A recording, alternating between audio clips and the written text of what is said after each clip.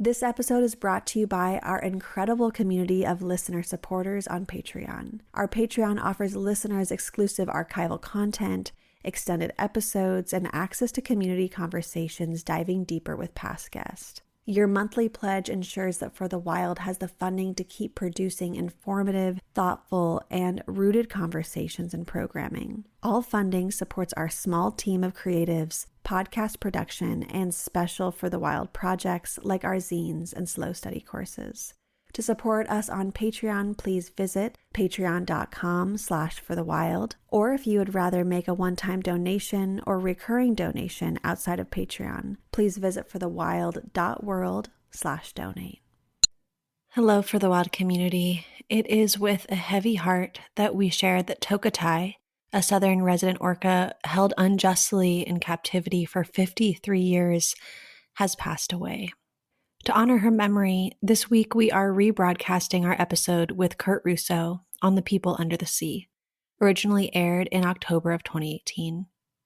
This conversation explores the powerful memory held by Southern Resident Orcas, the threats they face from vessel noise, chemical pollutants, and declining Chinook salmon population, the health of the Salish Sea, and the efforts of the Lummi Nation to return Sk'aliCh'elh-tenaut, also known as Tokitae or Lolita, from where she was being held captive at Miami Seaquarium to her natal waters in the Salish Sea. Tokitae's life ended while in captivity, but we hope that her memory may serve to inspire the fight for right relationship and reciprocity with our more than human kin.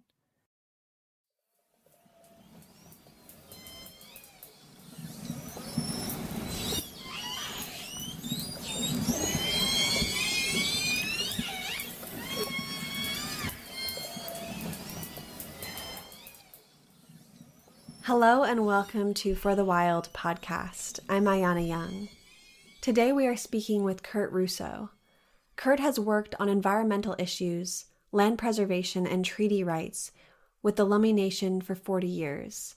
He is a senior strategist for the Lummi Nation Sovereignty and Treaty Protection Office, coordinating the Lummi Nation's Salish Sea campaign and the Tokitae Repatriation Project. He is also the executive director of the Foundation for Indigenous Medicine and the former director of the Native American Land Conservancy.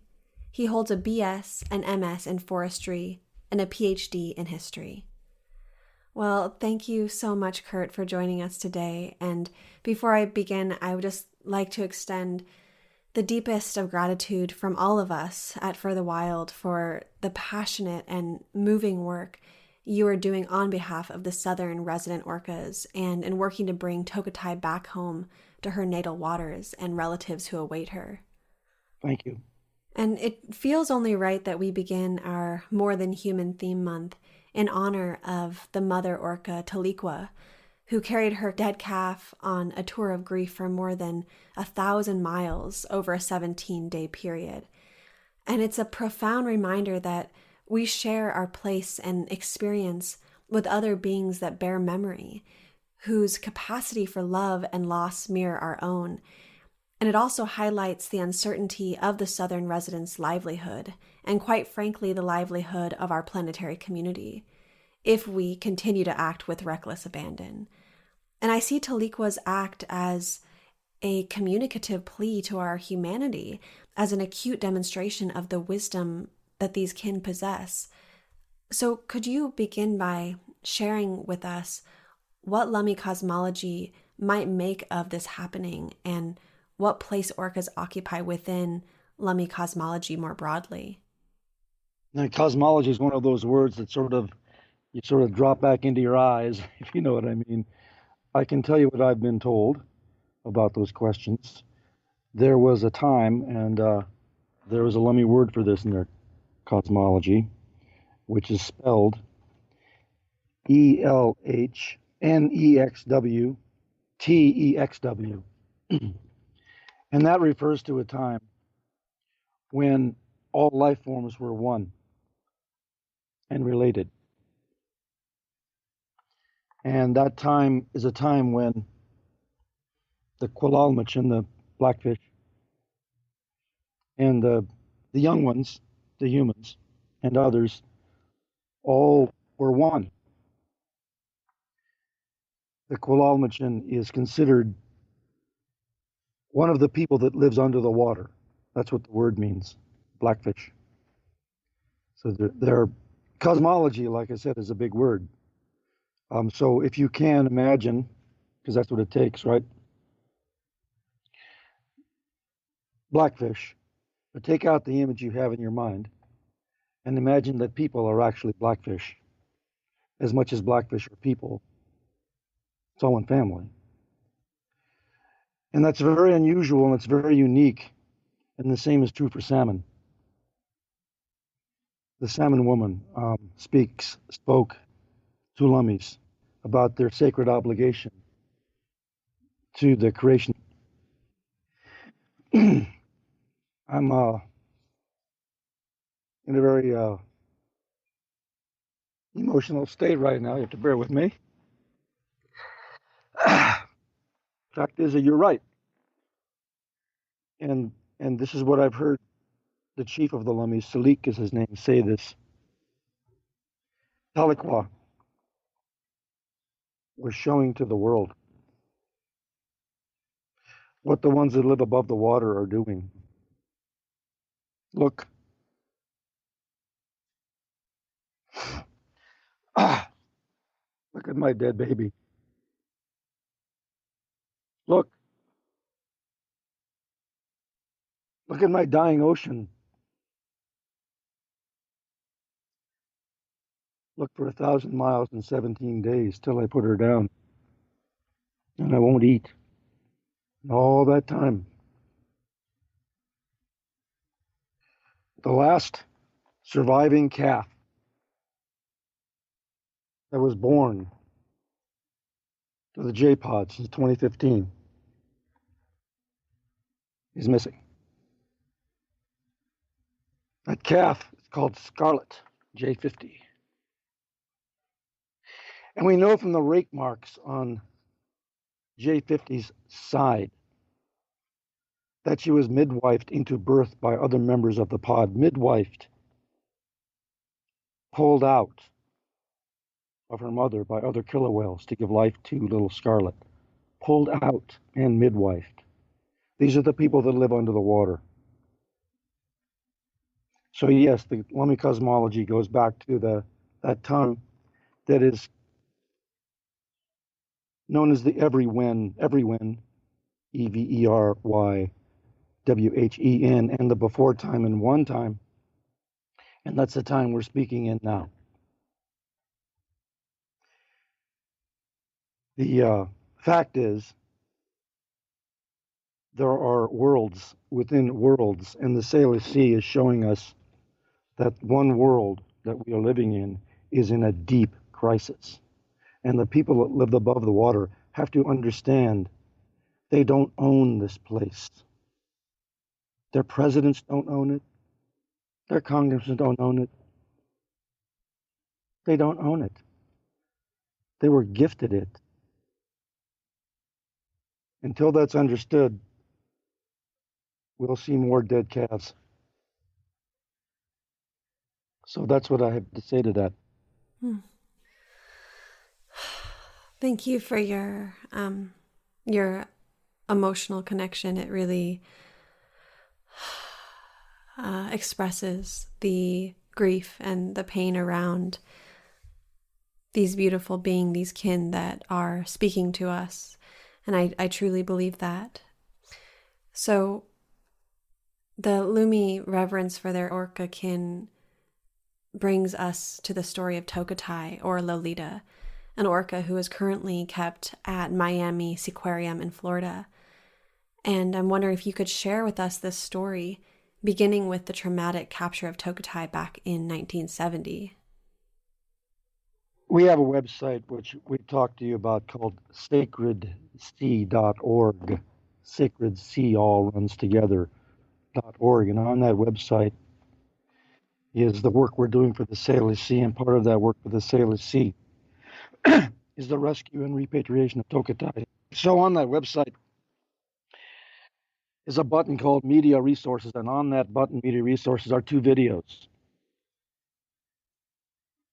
And one video is a trailer of a film we're doing about the return of Tokitae, its introduction. And the other is the chief of the Lummi Nation speaking about Sk'aliCh'elh-tenaut. Tokitae, if you would see the original footage taken in Penn Cove in 1970, it's very hard to even recount, but by the captive industry, they were herded in like dynamite. And underwater explosions, they were herded into a cove, and they took whale after whale after whale after whale. 7 whales died, they drowned. 4 young ones died, they were drowned, and each of the drowned whales was their stomachs cut open with cement blocks put in to sink them so they wouldn't be found. These were human beings that did this. If you hear the keening is the sound killer whales make when they are highly distressed. People that were in Penn Cove that day will tell you the haunting sounds of the screams of the killer whales, of the matriarchs spy hopping desperately to search for their family as they were taken onto ships and vanished. The keening is almost too much to bear. Tokitae was taken out of the water that day. She was 4 years old. And these captains of the universe, of SeaWorld and others, who arrogate to themselves the right to take these beings captive, shipped her off to Miami. This is a whale that lives most of its water. Its temperatures average about 50 degrees. She's taken to Miami at 4 years old. 17 other whales were shipped off that day to other sea circuses for people to be treated. Tricks for treats for the whales. To educate their kids about killer whales, right? She was placed in a concrete tank 80 feet long and 20 feet deep for 47 years. She's the only surviving wild orca in North America in captivity. She's the last one. They all died within 15 years. There was a killer whale placed in the Seaquarium, Miami Seaquarium's tank, and if I sound angry, it's simply because I am. Another killer whale was placed in the tank with her. His name was Hugo. And Hugo committed suicide. He smashed his head up against the side of the tank until he was dead. They disposed of his water like waste into a landfill. So she was left alone with 2 young porpoises. And she's been there ever since, and the Lummi Nation heard about this some years ago. But until recently, didn't really bring the full weight to bear to get her free and back to her family. Her mother is still alive. Her mother is now the matriarch of the L pod. If you were to go outside Miami Seaquarium, stand there in the middle of the night, you will hear Tokitae singing. You will hear her voice. She has done that every night for 47 years. So we have, and Joel James, my colleague and inspiration, is a master carver of totem poles, and he carves a totem pole in dedication to the reunion and return and rescue of Tokitae. So that totem pole is now in Gainesville, Florida, at the University of Florida, where it's going to be brought out on December 10th for exhibit, along with an exhibit at the Salish Sea. It's part of our campaign we're working with to get her free, get her here, get her home, get her well, get her strong, and get her back to her mother. And we will do that, and it'll be done within 2 years. Miami Seaquarium doesn't take it seriously, but they will soon enough. They say she's worth $20 million. We're not going to pay anything to get her out of there. And the tribe was called to do this by, let's put it this way, it wasn't a phone call. They were told to get this done. So we're getting it done. She's with the L pod, JKN pod, make up the Southern residents. Southern resident killer whale population spend a lot of their lives in Lummi waters, traditional waters. So we have a sanctuary ready for her to return to near Orcas Island in the San Juan Islands, where her family tours by routinely. There will be a moment sometime in the next 2.5 years when Tokitae is going to be singing out her song, and her mother is going to hear it. She can hear it 10 miles away. And they are going to reunite. And that's our job, is to make that moment happen. And the Salish Sea, when that moment occurs, will never look the same again to anybody. That's the Tokitae campaign.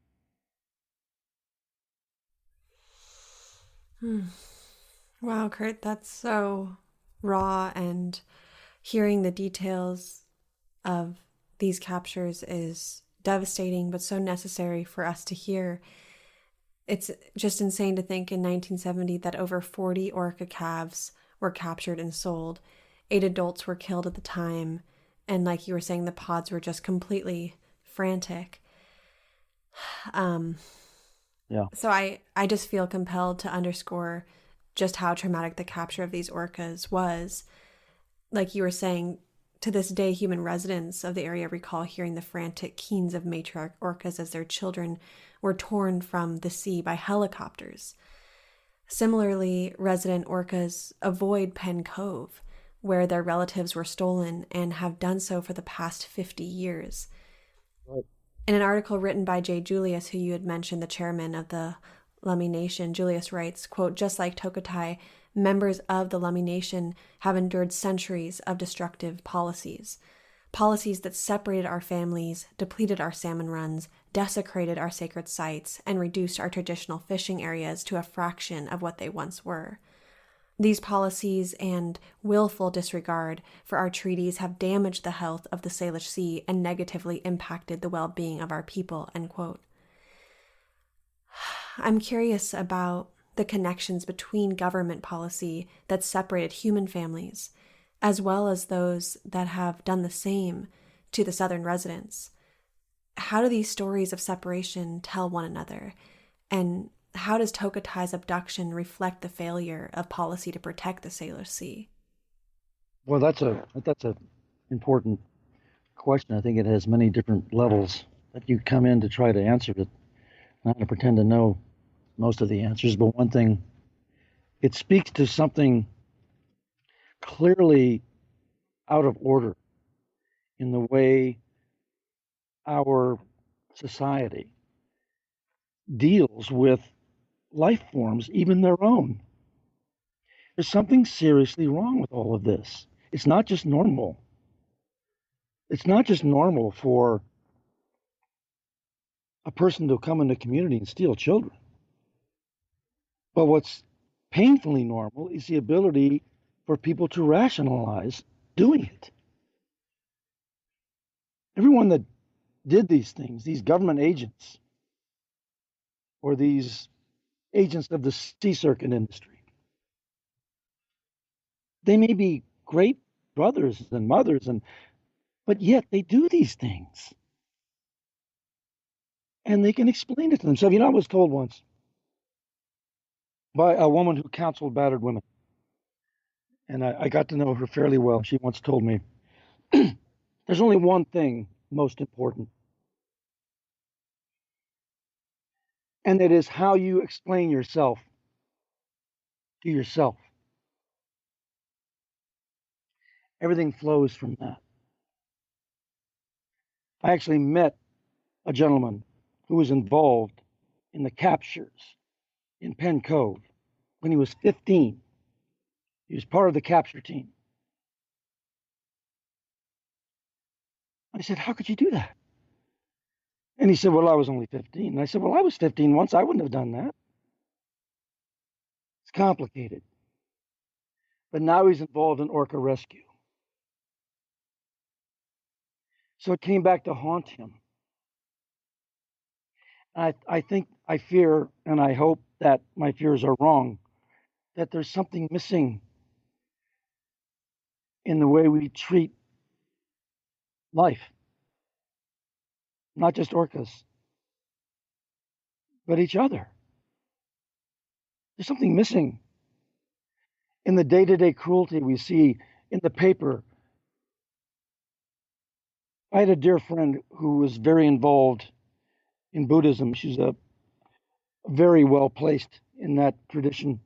And she went to a 7-month silent retreat, 7 months of silence. I said, what was the hardest thing when you came out? She said, the front page of a newspaper. Violence after violence after violence. The front page stories of people being less than human to their world and each other. And I think killer whales and boarding schools draw a line that we need to pay attention to, that we're being, how can I put this, molded by a system or a process or something to do things unspeakably cruel to each other. And to perfectly innocent life forms that have done nothing to us, but inhabit the same planet. There's something missing. There's a presence of an absence. And that's, I think, what connects what a human being can do to a sentient being that has the form of a killer whale, and how a human being can do that to a 6-month-old native child, tearing it from the arms of its mother and shipping it 2,000 miles away. You know, Jewel and I have worked around the world. And one time we found ourselves in Brazil, having an audience with a gentleman who was trying to stop the construction of a nuclear power plant they were going to build on the coast between Rio de Janeiro and Sao Paulo. And we thought, well, there's madness. So we're having an audience with this gentleman who was fighting it. And he was asked, are you an optimist? He laughed and he said, no, I'm not. I'm hopeful.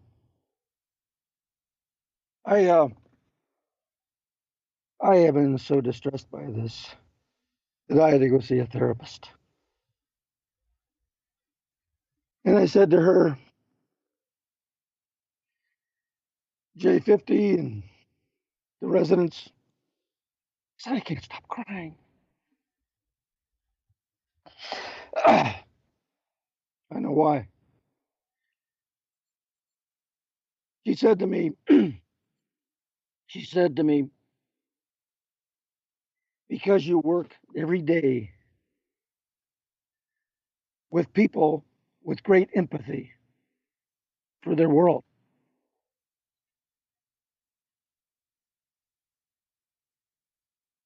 And it's true. Empathy is the ability to take on the impressions of the other. And I think that when the world saw that grieving mother, it took on that mother's song.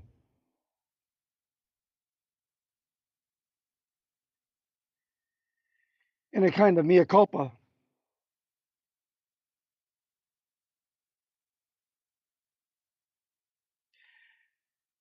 One can only hope that we find J50 little Scarlet alive. Seems unlikely. I was mentioning this to someone here in the tribe about how this morning the residents, very unusual, were all traveling together.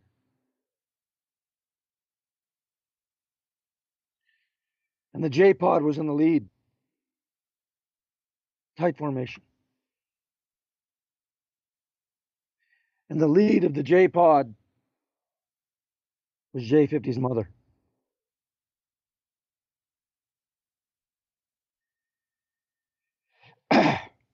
It's called the grief formation. The entire resident population standing with the mother who probably just lost her 4-year-old baby. That wasn't in the formation and nobody knows where it is. I need to say this, though. It didn't have to turn out this way.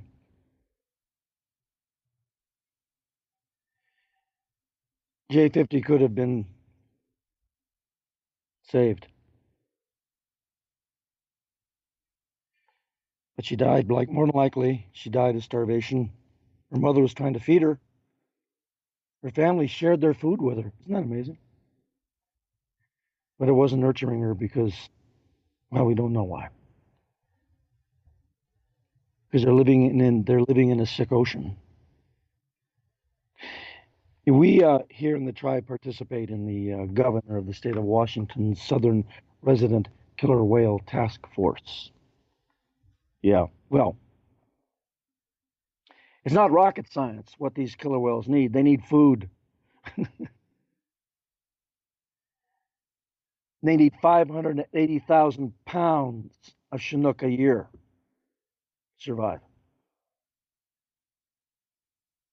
They're not getting 1/10 that.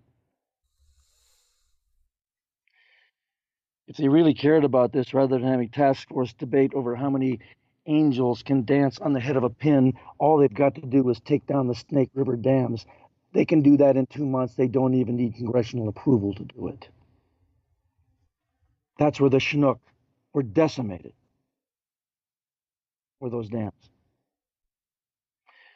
But no, instead they're talking about slowing down ferries, or asking tribes to stop fishing in areas that they're entitled to.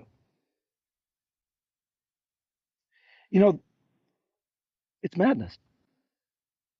One thing I'll mention to you, the 4 dams on the lower Snake River on the Columbia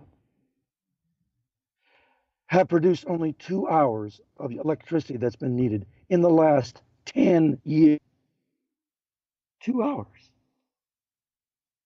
Why do we have those dams? 75% of all the Chinook that try to get down that river are crushed in the dams. It's kind of decision time. And I think people that love your show, and we honor them.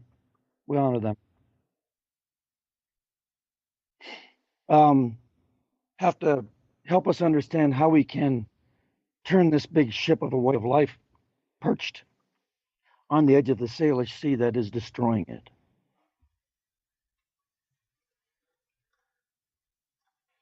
Because that's what's going on. I mean, they say when industry arrives, salmon go away.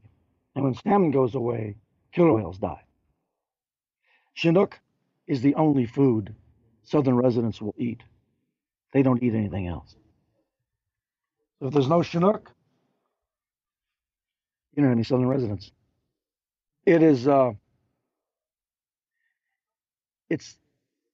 situation that we simply have to understand we can win this, but not without an awful lot of leaning into the issue and sacrifice.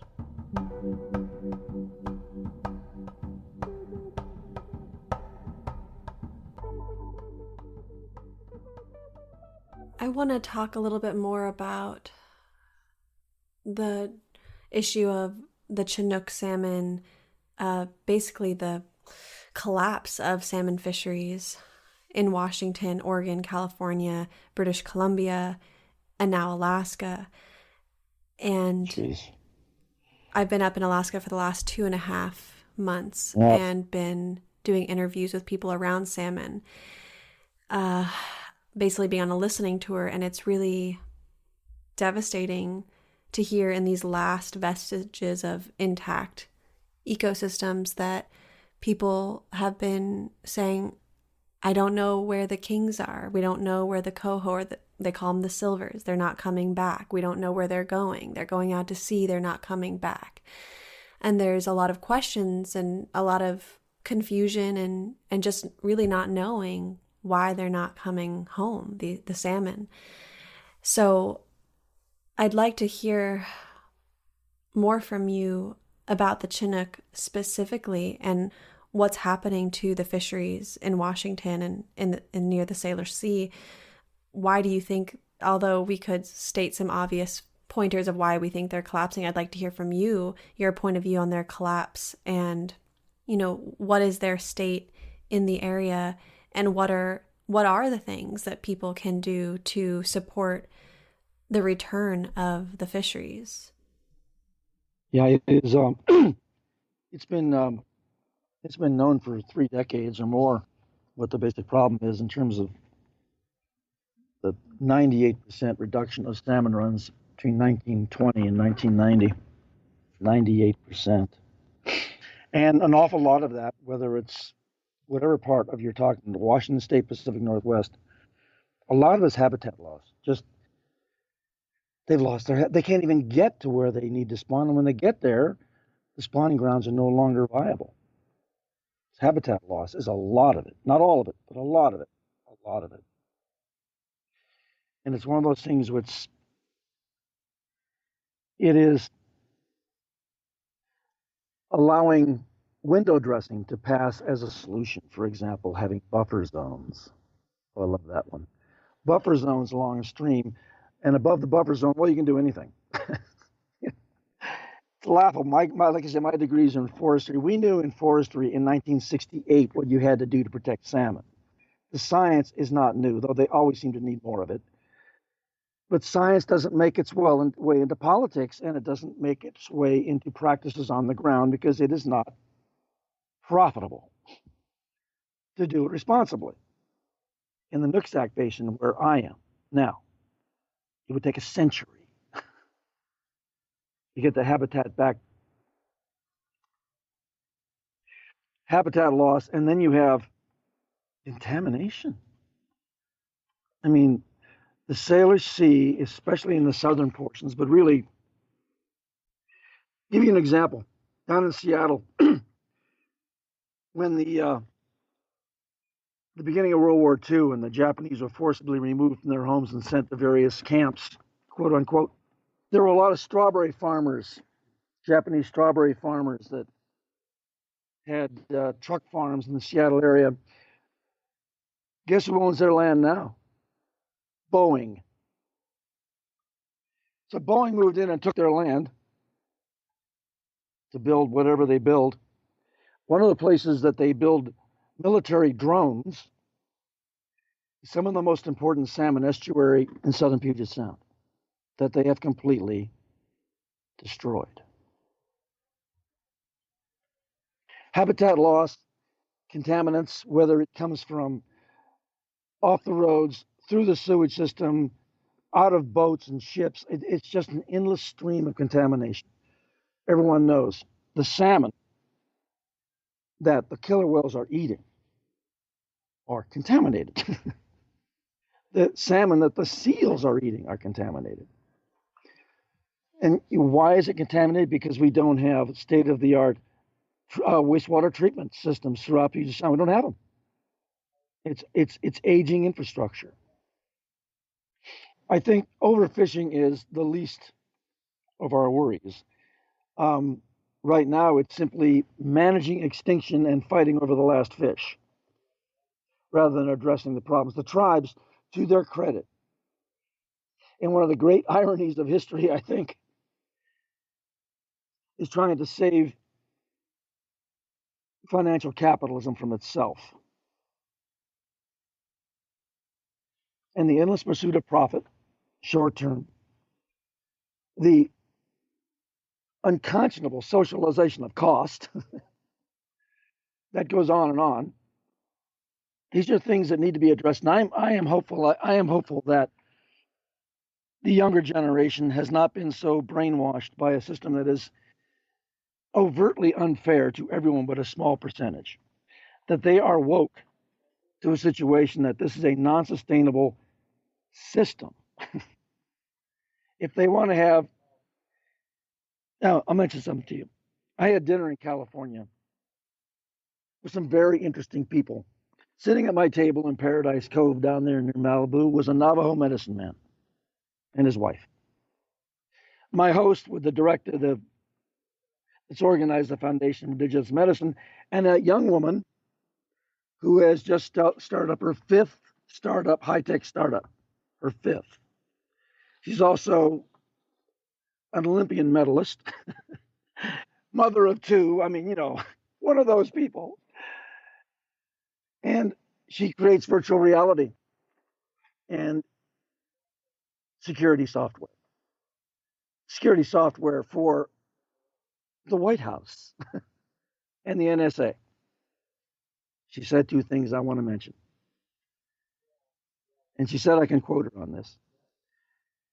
She said, I can teach a 9-year-old to hack into our electoral system. A 9-year-old. One thing. And the second thing she said is, I really prefer the virtual world to the real one. That terrifies me. What really, I'm hopeful that through programs such as yours and people such as you and your listeners, that we don't lose the real world to the virtual one, because the virtual one is, how do I put this? It's not real. And as we compromise the real world, some people are going to escape into their headsets or their earphones. That would be a tragedy. And I really appreciate work you do to keep people connected to the real one, because that's the one we are actually birthed from. We didn't create it. We were created by it. And as I mentioned in the before time, we were all one, and it wasn't one in a headset. I couldn't agree more with you. It's just, I see a lot of people turning towards virtual reality, and I was at a Best Buy a few months ago, and it was really horrifying. I hadn't been into one of those stores for a really long time, and the first thing I saw was this poster of a woman with one of those headsets, face masks on. And I'm like, oh my goodness, this is where we're going. We're going to look into a screen at a forest and an ocean filled with orcas. But if we take that mask off, we'll see clear cuts and dead oceans, because we are in so many ways being distracted and lost by a world that isn't real. It's these, if you take a picture with a camera, you can create a frame that isn't what reality is. You can just, take a picture, but if you actually turn 360, you'd see a very different view. And I think these extinction crises and what happened with Taliqua, it is these loud cries to wake up, and thinking that there's only 76 Southern residents left, and less than 30 have the potential to breed. Some suggest that if immediate action isn't taken, the Southern resident orcas could become extinct within the next 15 years. So waking up is mandatory if we say we care about our kin. If we really say that we care and we want to actually live up to that, we need to do something. And we've been talking a little bit about the Snake River Dam and the issues of, we haven't gone into this, but the recreational and commercial vessel traffic, the noises that make underwater, how that can psychologically and communicatively affect the whales, the pollution, you had mentioned the pollution, the ongoing threats of future pipelines, Atlantic salmon fish farms in BC. So of course, there are a lot of stressors, but we need to look at these stressors, because if we don't look at them with honesty, we're never going to be able to do something about it. And it's true, the population of whales has declined to its lowest levels in 30 years. It has decreased 20% since the late 90s. So I just wanted to bring those things up. And then back to mentioning Chinook, the fact that 2/3 of the Southern residents' pregnancies have failed due to starvation. Additionally, the lack of food forces orcas to burn their body fat, which ends up releasing toxins like DDT and flame retardants into their system, further suppressing their reproductive health. So, these are things that we really need to look at, the starvation and one thing that I had read while getting ready for this interview is that since 2002, the EIS has designated dam breaching as the best solution to recover wild salmon on the Snake River. And they said that if it was breached, it would double or triple the survival rate of Chinook salmon. So I wanted to bring that up because, I kind of just mentioned a lot of really hard facts around the numbers of extinction and starvation and all of the issues that are affecting salmon, which then in turn are affecting orcas. But then again, look, if we take out the Snake River Dam, that is something that we can do that would have massive positive consequences. So it's not that there aren't solutions, but getting to those solutions, really prioritizing those, is where we need to go. And that's, I feel like, what you were saying with the economic, capitalist, technological, just delusion, to be able to get out of that so we can actually do the things that need to be done. It's a curious thing. You have a natural condition. Salmon want to be in the Columbia River and the Snake River. Eastern Washington doesn't want to be wheat. It's a desert. So they create these dams to sustain an artificial way of life at the expense of a real one. I mean, if you look at the Palouse, the bioregion of the Palouse, it is the most compromised bioregion in North America. So little remains of what it once was. I want to mention one thing, though, about the Chinook. Back a second to your folks listening in Canada, or even in the Northwest, are aware that just north of the border here is a very large coal terminal called Sawasan. Very large, very polluting. Well, you mentioned ship noise. The idea they now have is to create another platform that will service ships, container ships. You ready for this? These ships, imagine a football field. Now walk across 4 of them. That's how big the ships are. They want to have 3 of those going right over primary orca foraging habitat every 2 days, year round. And they say this is an example of the disingenuous nature of EISs. Canadian government does an EIS. Comment to do by October 5th. And then the EIS says, well, this many ships is only a 6% increase in the already existing vessel traffic. And anyway, the Southern residents are so highly compromised, it won't make much difference. That's the mindset of people that are going to make a lot of money off these ships. But we, the people here, I think it's really important that they understand there may come a time, and it may not be far off, when they're going to have to put themselves on the line and their fists in the air and their feet on the ground and say, enough, stop. That's what it's going to take. Yeah, I know voting's important. Yeah, right. Yes, but feet on the ground and fists in the air is also important. There will be no fishing rights for tribes in the Northwest if men and women hadn't gone to jail breaking what was then the law, to create a new and better one. And unless people are willing to stand the line, take off their earphones, take off their headsets, and rejoin the world, the real one, we're going to lose it. I taught a class at the University of Washington, forest economics. And, you got a final, everyone gets all bleary-eyed, and they're up all night, and, they come in for the final, and I said, well, you all ready for your 2-hour final? So put all the chairs in a circle. And I said, I want everyone to give me their definition of extinction. That's a big word, You used that word a while ago. And I think sometimes that word, it's like skipping a stone across the human mind. They don't quite pause for a moment and think about that. Millions of years dedicated to the creation of a life form because of someone wanting to make a short-term profit for a small number of people goes extinct? I really believe that tribes, probably more than anyone right now, are the best chance we have. And I really encourage people to stand with tribes when they're standing up for their treaty rights, because treaty rights protect everybody. Everybody. I think personally, even more than the Constitution does at this point, at least in this country.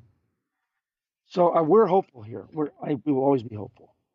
And I want to, if I can, before we started this, I wanted to mention this one verse written by Wendell Berry. Do you mind if I read it? Please. Because we have these moments, and we look for a place to resort to our souls and regain our spirits. It's a piece he wrote called "The Peace of Wild Things." When despair for the world grows in me, and I wake in the night at the least sound in fear of what my life and my children's lives may be, I go and lie down where the wood drake rests in his beauty on the water, and the great heron feeds. I come unto the peace of wild things who do not tax their lives with forethought of grief. I come into the presence of still water. And I feel above me the day-blind stars waiting with their light. For a time I rest in the grace of the world and am free. So our prayers go to J50 and her mother, her family, the Salish Sea and all the relations. And to your listeners, that they keep their hope up, even if their pessimism grows. Stay hopeful, because as one person once told me, you're an activist. You are not allowed to lose hope.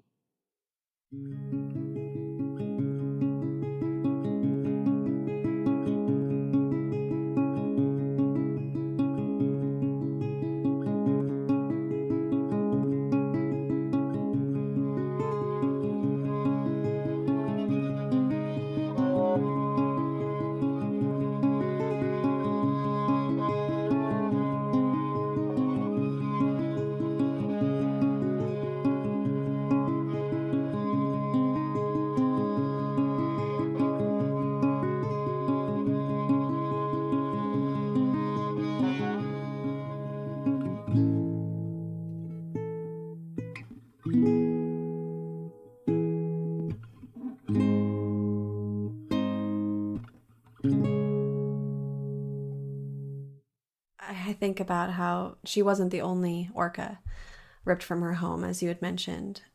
In fact, throughout the 1960s and 70s, 1/3 of the Southern residents were taken and sold to parks all over the world. Today, she is the sole survivor of those calves who were taken from the Salish Sea, as orcas who live in captivity often live less than half of their traditional life expectancies. So I'm wondering, what are the mental, physical, and emotional stresses of living in captivity without the companionship of other orcas? And why do you think she has survived when others have not? And could it be said that she has remained resilient by remembering her home and the songs of her pod?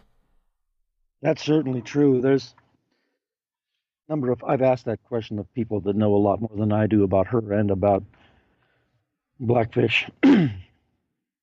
One answer that has stayed with me is, and she's in a tank.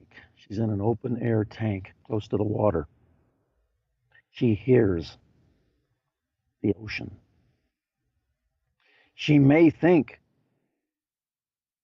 her family's not far away. That's why she sings every night. I don't know if you saw that part of the video in which Dateline TV show. Went to Seaquarium with a recording of the L-Pod's songs. And they went to the side of the tank, and where the Seaquarium minders had stepped away for a while, they turned on the tape recorder. Practically nose to nose with the guy holding the tape recorder. Over and over again. She heard her songs. She heard her pod. That was 1998, I believe. She's never stopped singing her song. I mentioned that I have worked with a man that was involved in her capture. He was also one of her first trainers.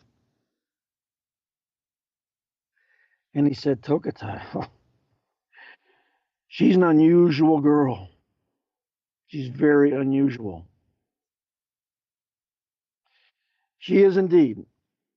She's also high as a kite. She's on 14 different kinds of medications.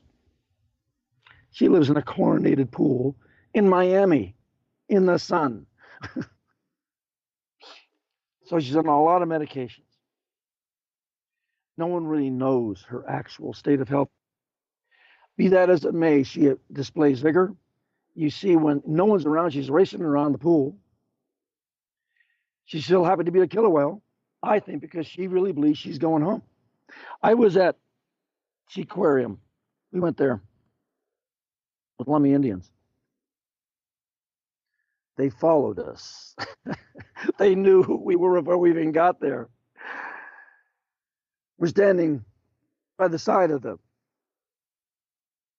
tank. And a Lummi tribal member, councilman, and very inspired leader, Fred Lane, is standing with his arms folded across his chest, looking in the water down below.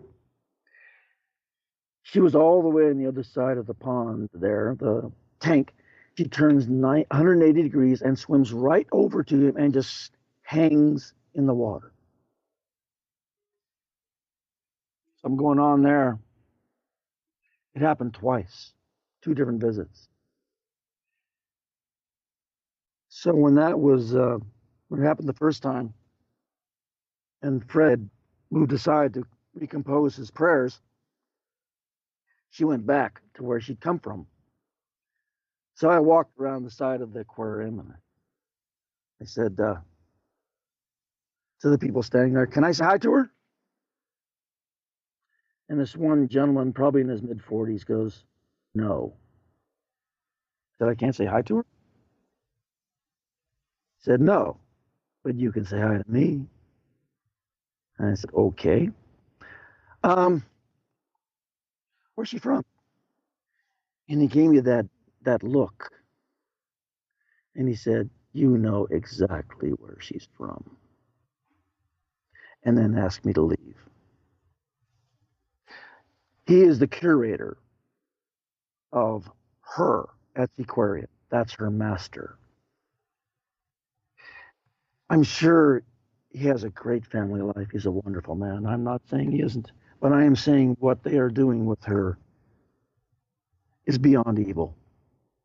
She needs to come home, and they know it. But I also need to say this.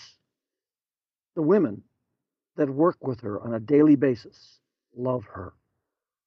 There is no doubt in my mind they love Tokitae. Management, not so much. Cash cow. But they really love that girl. You can see it. So she does have that connection. But it's also kind of the Stockholm syndrome. She is a blackfish. She needs a family. These women are her family. When she comes back here, we're going to fly her back, Federal Express, in one big plane. And she's going to land at Bellingham International Airport. She's going to be taken to the water, slowly taken out to the sanctuary in Orcas Island. She's going to have her handlers, she's going to have a veterinarian, she's going to have everyone she needs to reassure her she's okay. And then she's going to start going for walks. Out into the water and back again. Out into the water and back again. She's going to learn to feed herself again and avoid ships. And then that day will come when her mother's going to go by and go, I know that voice. That is a healing moment for the L-pod. From a trauma that, as you said, they have never gone back to Penn Cove again. They were traumatized, just like Native folks taken from family and put in boarding schools. They were traumatized. Her coming back to her family will be a healing for that pod. And they need it. Because likely they just lost another one. Oh, Kurt. I've just been on mute crying on the other end. Yeah, I do. I feel definitely feeling speechless, and I would just like to offer to you any way you feel like closing this conversation. If you'd like to call out to Sk'aliCh'elh and Scarlet, however you wish to close this conversation, please. Well, that's hard. That's a really hard. I had a dream about her, and though I don't remember all the images in the dream, the felt memory sense of that is what I would send back out. And for what it might mean is that everything is going to be fine. We're going to be all right. Things will work out. Because, like Scarlet, that fighter, that little fighter, we don't lose hope, Scarlet. We will never lose hope. Well, I will keep my prayers and energy towards Scarlet, and for those who will listen, I ask you to do the same. And Kurt, thank you so much for your love and dedication to the Salish Sea, the Lummi Nation, and our more than human kin, the blackfish. Thank you for spending this time with us today, and we'll continue staying abreast of what is to come and take our actions from you all. Thank you, and thank you to all listeners for listening. Thank you for listening to For the Wild. The music in today's episode is by Mon Pleasure and Amoeba. For the Wild is created by Ayana Young, Erica Ekram, Julia Jackson, Jackson Krupp, Jose Alejandro Rivera, and Evan Tenenbaum.